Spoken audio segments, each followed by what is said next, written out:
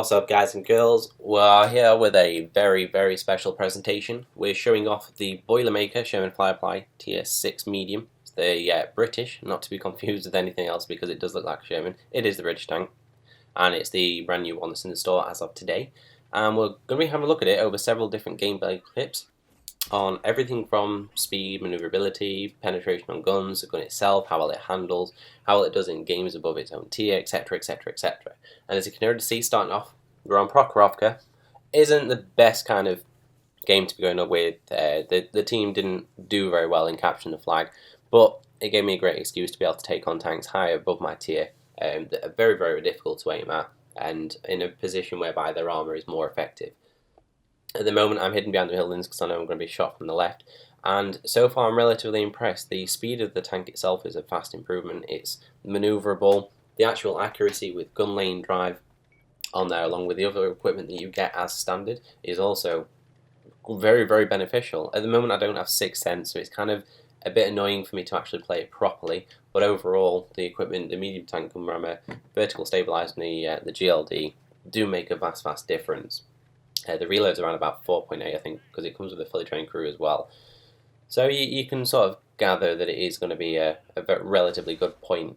And at the moment, the Panther 88 is not having a very good game against me. I've had a fair few penetrating hits, and he's not exactly in a position whereby the shots wouldn't look to go through. You would expect them to bounce, but they drop bang on the armour, and they pen every time. And the accuracy of that, in order to fire more or less straight after, even though it's not fully aimed in, very good. And you'll see a lot of examples later on in the actual video itself. I've got about 5 different clips to show you. It'll be around about 10 minutes long, the video itself, and it'll hopefully provide a whole multitude of different clips that I try to gather in a way that you can see how well it plays in different scenarios. We're now on Siegfried line.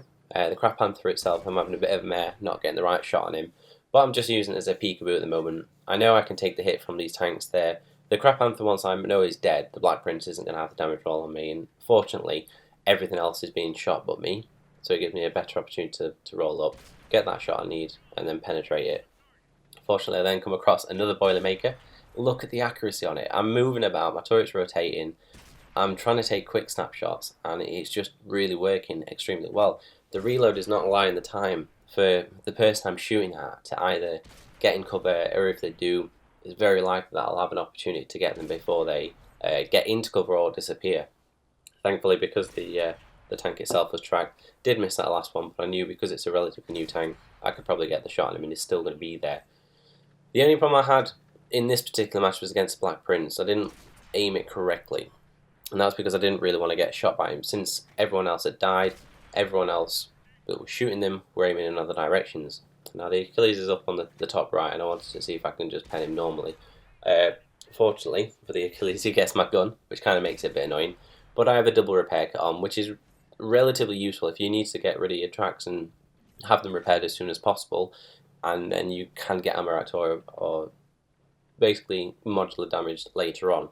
Now, I don't have the fire extinguisher, and so far out of all the games I've played, I've not had an issue at all of being set on fire by anyone. And I don't see the point of when the double repair kit works a lot better.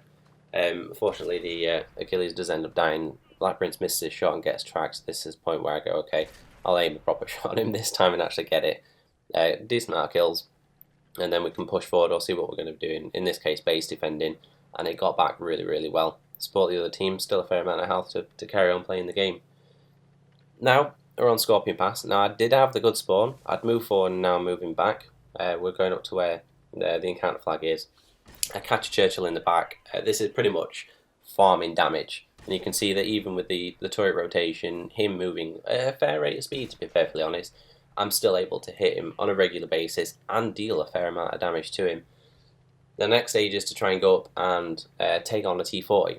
I want to see how well the high explosive rounds work, both in terms of their damage roll, but also just overall whether they're going to be of any use against unarmored targets. I know it's a tier 4 tank, but these are the kind of things that if you want to hit for a large amount of damage, and in some cases remove maybe 300 HP, 300 hit points of whatever they've got, or critically damage multiple modules, let's see what happens.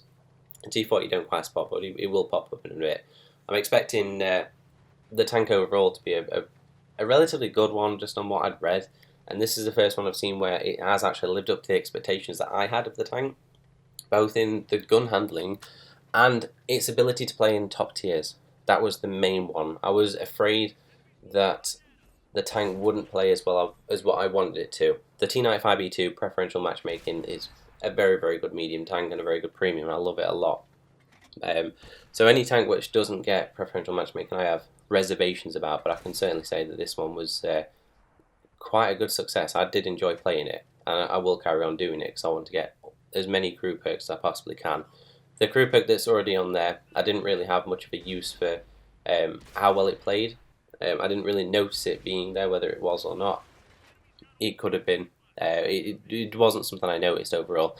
I'm low health anyway. I'm going to be taken out relatively easily, and I'm quite lightly armoured compared to what can actually pen me, so it's not very likely that I'll find myself in a position where the perk will come in use against whether it will actually be of use if I'm actually in cover. So overall, I don't see it as being a viable perk that's going to be sought after, but it's each of their own. You might find one scenario where it works for you. Moving on, through Preval Ridge, something like that. Taking on the Chaffee and the object. Fortunately, the object just wants to get shots on me, which is all fine by me. I'm not bothered about that. I just want to see how well it pens it. And as far as I can see, even though it's a Russian tank, it did very, very well. It was penning him all the time, and he got shot from the other side. And overall, I found it very, very useful. It wanted to get the shots, and it wanted to play as what it wanted to be. What effectively I'm trying to say is, it pens tier 8 tanks on a regular basis in places where I didn't even think they could pen. It absolutely flabbergasted me, and this is why I like the tank overall. The playability in higher tiers, yes, I might only make 40 or 50 grand in silver, but just the fact I can actually carry on and play it is ideal. Unfortunately, I get a slightly low damage roll on the Chaffee. Could have done with a little bit higher, but be all the end all, that's the armour for you. And the final one, we are on El Halouf. We're having a bit of a mare at the moment. The team's kind of folding.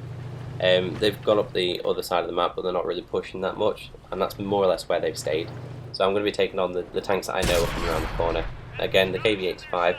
It is my own tier, but the accuracy to hit him where I wanted it, the lower front plate, brilliant. Don't have 6 in, so I can't tell he's there, but that's okay. That's by the pie.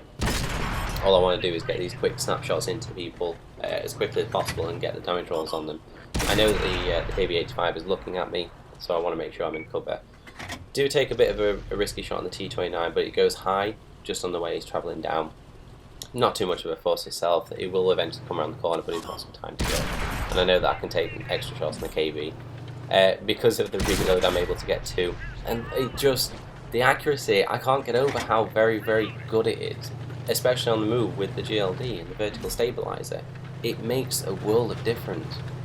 Now the last time I'm going to be coming up against the IS, you can more or less write this one off. He's more than likely going to kill me. He's full health. He's been able to dodge a lot in the game and move around with his team.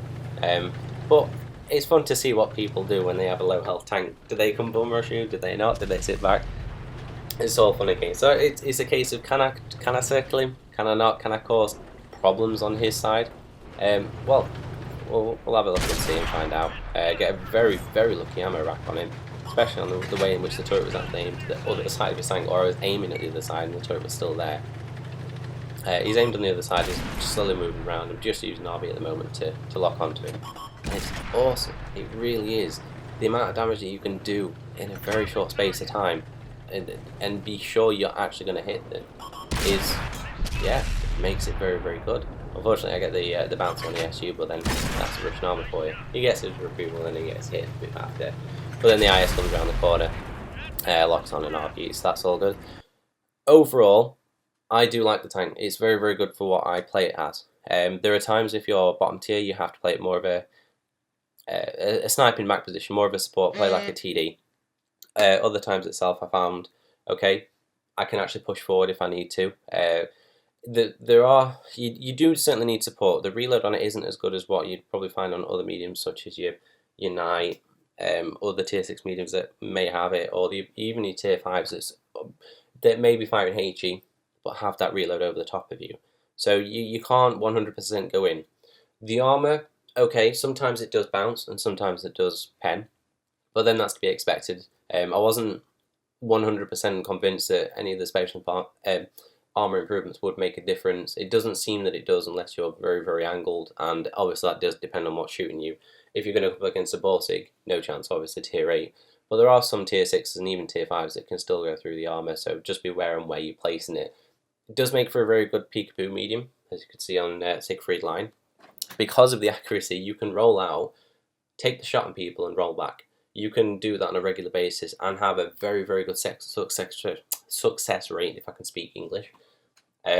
So that you don't always have to worry about missing the odd shot. If there's no artillery in the game, you can afford to do that. Overall, what I would say is this tank is very much worth it, especially for the fact it's a British premium. You can build up your crew XP if you're going down that line, and it is relatively fun to play. And the biggest thing I have to say again, oh my god, it plays well at tier 8 level as well. Hopefully you enjoyed the video. I hopefully gave you an insight into how the Boilermaker looks and plays, and might make a decision whether you want to get it or not. But if you did like the video, don't forget to like, comment, and subscribe, and I shall see you people later.